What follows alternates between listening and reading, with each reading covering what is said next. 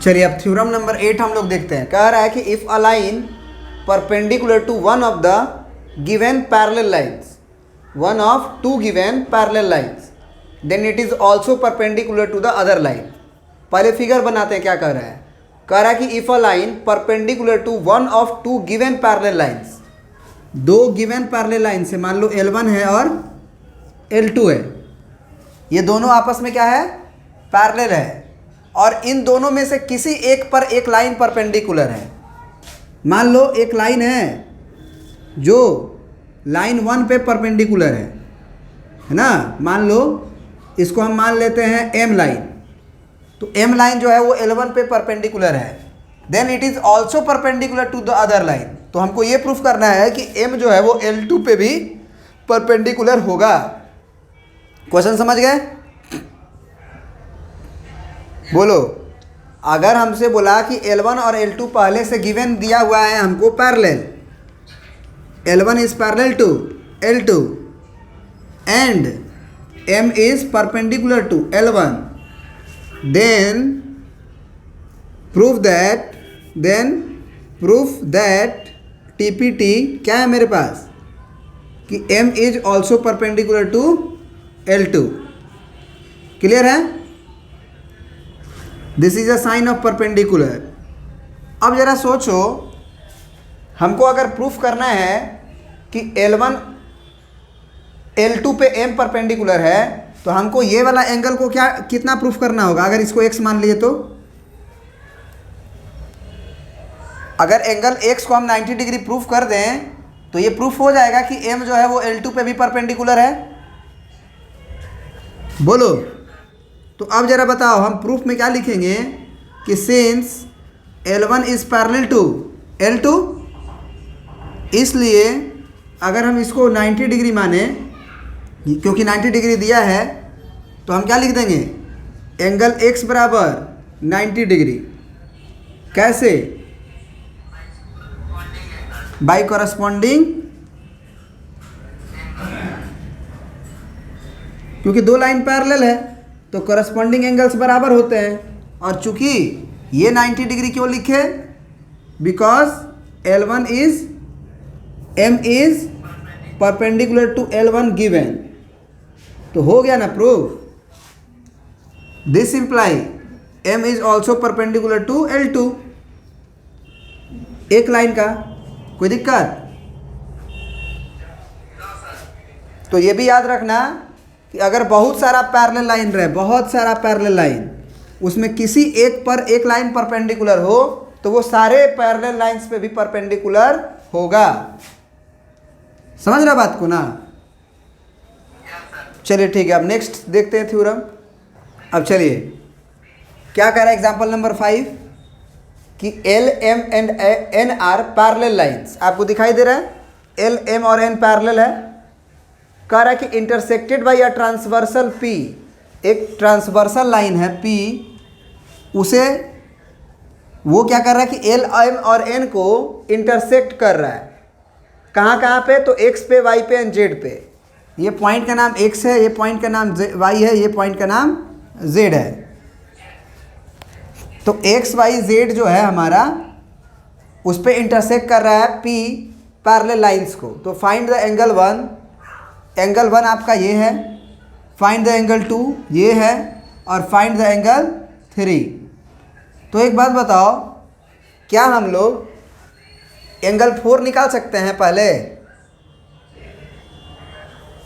Angle 4 हम निकाल सकते हैं, क्योंकि ये 50 डिग्री और ये एंगल 4 है, तो दोनों का सम, तो angle 4 plus 50 degree is equal to 180 degree. तो एंगल 4 का वैल्यू हो गया 130 डिग्री। अब जरा बताओ, क्या एंगल 4 ही एंगल 1 होगा? ये LP लीनियर पेयर से हुआ, और हम लिखेंगे कि एंगल 1 बराबर एंगल 4। कैसे? कॉरस्पॉन्डिंग एंगल, और एंगल 4 जो है वो 130 डिग्री है, तो एंगल 1 भी 130 डिग्री ही होगा। पहला आंसर। फिर एंगल 2 भी क्या होगा आपका? 130 डिग्री ही होगा। कोरस्पॉन्डिंग एंगल ही है ना वो भी। अब एंगल 3 जो होगा क्या वो भी एंगल 2 होगा? तो एंगल 2 का वैल्यू 130 डिग्री, तो एंगल 3 भी होगा 130 डिग्री। कोई दिक्कत? बनाते नहीं हो लग रहा है, तुम ऐसे ही पूछ लेते हो। हमसे पढ़ने से ज़्यादा तुमको काम ज़्यादा करना पड़ेगा। ज़्यादा से ज़्यादा काम करोगे ना तब जाके चीज़ें सीख पाओगे। चलो और पूछो।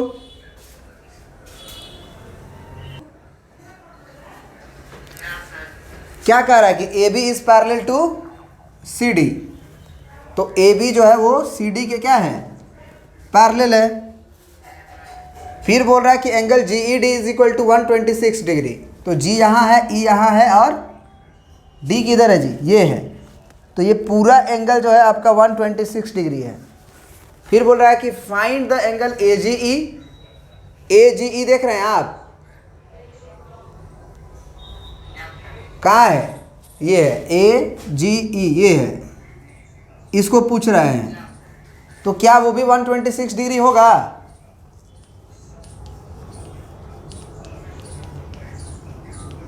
एंगल ए जी ई जो है क्या वो एंगल जी ई डी के बराबर नहीं होगा? अल्टरनेट इंटीरियर एंगल, बोलो। क्योंकि पूरा अल्टरनेट इंटीरियर एंगल है, ये ट्रांसवर्सल है, तो ये पूरा एंगल के बराबर। तो ये हो गया, निकल गया। फिर पूछा कि एंगल जी ई एफ बताइए। जी ई एफ जरा पढ़ते हैं जी ई एफ को। जी यहाँ है, ई यहाँ है, एफ यहाँ है। इस एंगल की बात हो रही है। तो क्या होगा वो? 126 डिग्री और -90 डिग्री होगा। अगर जी ई एफ पूछा केवल इतना, तो हम ये पूरा एंगल जानते हैं ना कि 126 डिग्री है, ये एंगल 90 डिग्री है। तो पूरा एंगल में से अगर 90 डिग्री घटा लें तो क्या नहीं बचेगा हमारा जो एंगल पूछ रहा है हमसे? 36 डिग्री। समझ में आ गया? बोलिए। फिर एंगल एफ जी ई पूछ रहा है। एंगल एफ जी ई, तो एफ जी ई देखो, ये एफ है, ये जी है, ये ई है, मतलब इस एंगल की बात हो रही है। अब एक बात बताओ, क्या हम लोग ये एंगल को दो तरीक़ा से निकाल सकते हैं? एक तो कह सकते हैं कि ये 90 डिग्री आ चुका है, ये 36 डिग्री आ चुका है, तो एक ट्रायंगल बना रहा है जी ई एफ। तो ये 36, ये 90, ये 180 में से जो बचेगा वही होगा। बोलो। तो एक तरीका तो ये है कि 180 डिग्री में से दोनों को घटा देंगे, 90 डिग्री को और 36 डिग्री को जोड़ के। तो कितना हो जाएगा ये? 180 डिग्री और माइनस 126 डिग्री, यानी कि कितना आएगा? 10 में से 6 हो गया 4, 7 में से 2 गया 5, 54 डिग्री। और एक और तो क्या तरीका था एफ जी ई एंगल को निकालने का? तो हम बोल सकते थे कि एफ जी ई जो ये एंगल है वो ये एंगल होगा अल्टरनेट इंटीरियर एंगल से। बोलो। ये जो एंगल है ये इस एंगल के बराबर होगा कि नहीं? तो ये एंगल हमारा कितना है? ये यहाँ से यहाँ तक 126 डिग्री है और ये पूरा लाइन है। तो पूरा लाइन है तो 126 डिग्री इतना हो गया। तो ये कितना बचेगा? 180 माइनस 126, वही ये इसके बराबर होगा। आया समझ में? यानी कि वहाँ से भी आप 54 डिग्री ही आता। ठीक है ना? और कोई क्वेश्चन?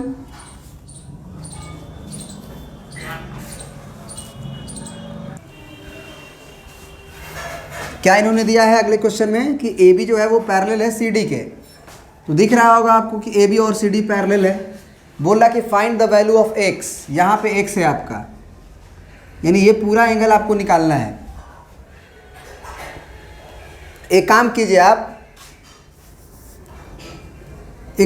आप कि ये जो ए बी के पैरेलल और सी डी के पैरेलल अगर हम लाइन खींचे ई से, तो किसी भी एक के पैरेलल खींचेंगे तो अगले के पैरेलल हो जाएगा कि नहीं,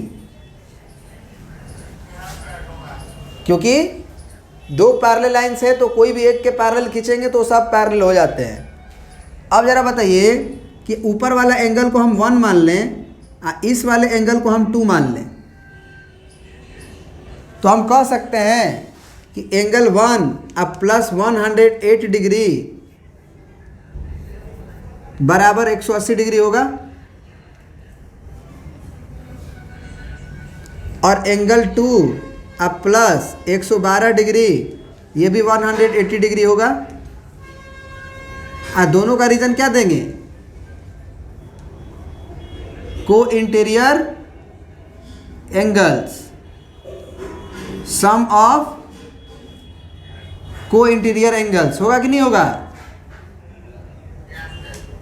तो जरा बताइए, पहला से एंगल 1 निकल जाएगा, 180 डिग्री माइनस 108 डिग्री यानी कि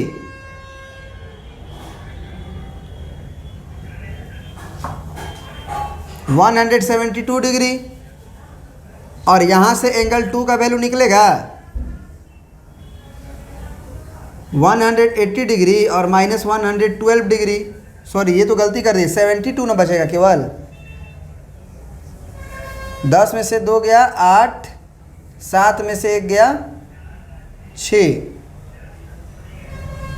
68 डिग्री, सही है ना। तो अब जरा बताइए कि एंगल x का वैल्यू क्या हम लिख सकते हैं, एंगल 1 प्लस एंगल 2, क्योंकि x तो पूरा था, तो एंगल 1 को और एंगल 2 को जोड़ दें तो आ जाएगा ना। तो 72 डिग्री प्लस 68 डिग्री, तो 8 2 10 और 7 6 13 और 1 14, 140 डिग्री का वैल्यू हो जाएगा कि नहीं, समझ गए ना। और बोलो,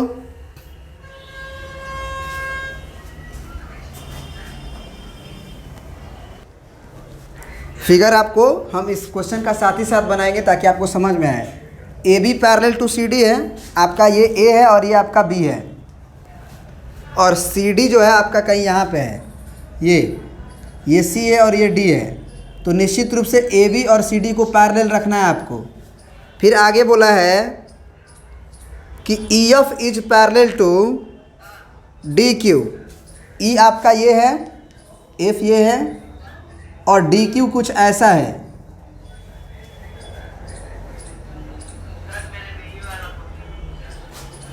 जी, तो ई एफ जो है वो पैरेलल है हमारे डी क्यू के, मतलब ये लाइन इसके पैरेलल है और ये वाला लाइन इसके पैरेलल है, बराबर नहीं है, बस पैरेलल की तरह टिक कर दिए ताकि एक वाला को एक के पैरेलल समझो और दो वाले के पैरेलल समझो। फिर साथ ही साथ हमको इतना दिया हुआ है, तो एंगल पी डी क्यू पूछ रहा है, पी डी क्यू। अब पी किधर है, यहाँ है, ये पी है, डी यहाँ है, क्यू यहाँ है, ये एंगल आपसे पूछा जा रहा है कि पी डी क्यू का वैल्यू क्या होगा। चलो हम मान लेते हैं x होगा। फिर पूछ रहा है angle A E D, A E D, A E D, मतलब ये एंगल पूछा जा रहा है, मान लो ये एंगल y होगा।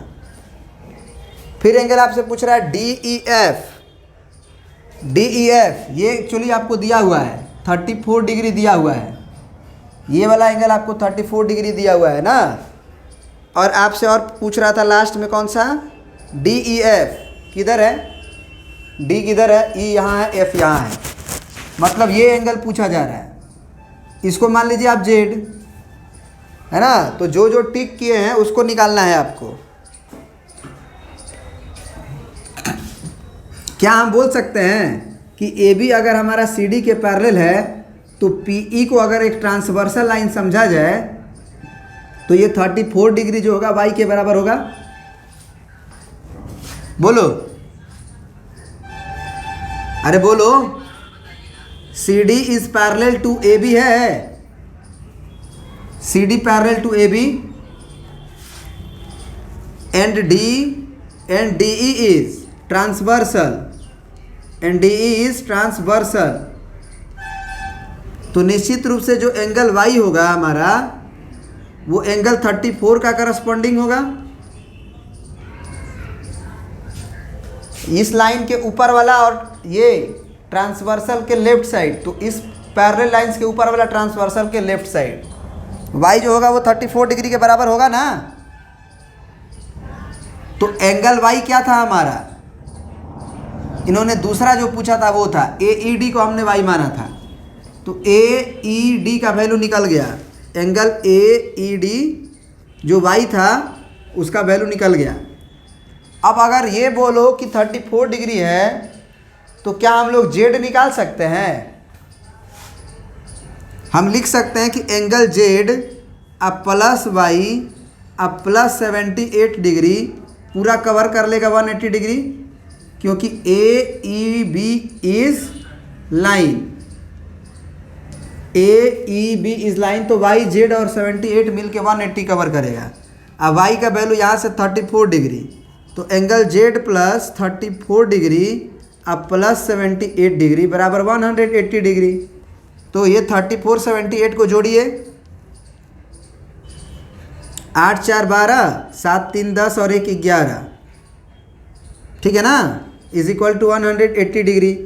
तो एंगल Z बराबर कितना हो जाएगा जी, 180 माइनस 112, 10 में से 2 गया 8, 7 में से 1 गया 6, 68 डिग्री। एंगल Z क्या था, लास्ट वाला एंगल को माने थे, DEF। देख लो, D यहाँ है, E यहाँ है, F यहाँ है, DEF। तो हम एंगल Z का वैल्यू जो पूछ रहा था हमसे वो लिख देंगे कि DEF का वैल्यू हो गया 68 डिग्री। अब X पे आते हैं। अब ज़रा बताओ कि ये लाइन DQ और EF अगर पैरेलल है, DQ अगर पैरेलल है EF के, तो हम एंगल Z को एंगल X का ट्रांसवर्सल कह सकते हैं। तो एंगल Z बराबर या एंगल X बराबर एंगल Z का है कि कॉरस्पॉन्डिंग एंगल, यहाँ लिख दो, एंड PE इज ट्रांसवर्सल।